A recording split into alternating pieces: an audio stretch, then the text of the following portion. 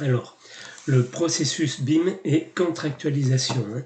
Donc ça, important aussi pour les marchés à venir, lorsqu'on est en BIM, ce qu'on va voir maintenant, est important à préciser dans le programme. Donc le BIM présente de nombreux avantages pour les acteurs, optimisation de la collaboration entre les intervenants, tout le monde est partie prenante, réduction des coûts du fait de l'impact sur les délais, amélioration de la qualité de conception des projets, outils facilitateurs pour l'exploitation et la maintenance. Le BIM requiert toutefois des investissements en termes de pratiques professionnelles et d'outils pour les différents acteurs de l'opération. Les différents acteurs de l'opération, que ce soit le maître d'ouvrage, le maître d'œuvre et les entrepreneurs. Plutôt dédié actuellement aux opérations significatives, un petit peu importantes, financières, nul doute qu'il concerne à terme la plupart des projets, d'ici quelques temps, c'est sûr. Donc, une définition du BIM, vu, on va dire, en marché public, puis d'une manière générale. Le commentaire de l'article 2 du CCAG maîtrise d'œuvre et du CCAG travaux propose l'explication suivante.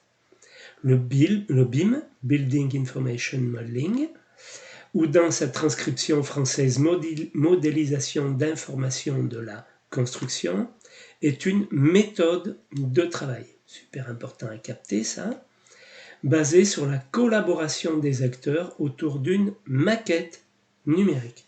Voilà. Méthode de travail sur la collaboration des acteurs autour d'une maquette numérique.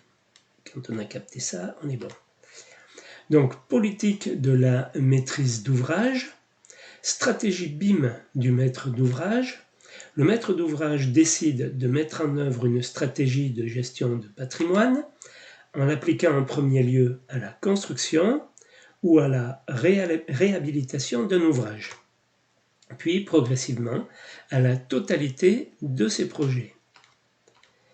Selon son organisation, il peut assurer le suivi de ces opérations par un service dédié de son entité ou recourir à des prestataires intellectuels extérieurs. Programmiste BIM ou assistant à maîtrise d'ouvrage porteur de la compétence BIM. L'intervention d'un programmiste est par nature ponctuelle.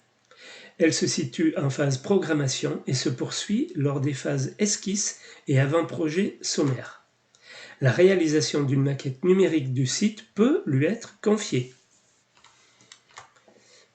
Elle sera fondée sur les données existantes auprès de bases disponibles et en ayant recours par ailleurs au service d'un géomètre expert.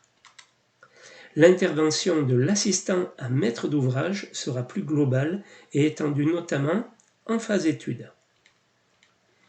Charte BIM du maître d'ouvrage. En amont du cahier des charges BIM, la charte rédigée par le maître d'ouvrage vise à définir les axes stratégiques, outils de gestion de patrimoine, rôle et mission de chaque acteur, principes généraux de la maquette numérique. La charte est un document générique de la politique du maître d'ouvrage. Donc, un document générique, c'est qui concerne un ensemble, un genre, un standard. Par exemple, cette définition du métier est trop générique, pas assez précise. Donc générique, ça veut dire que la charte, après, on va l'adapter. Elle traite vraiment des grandes lignes du BIM.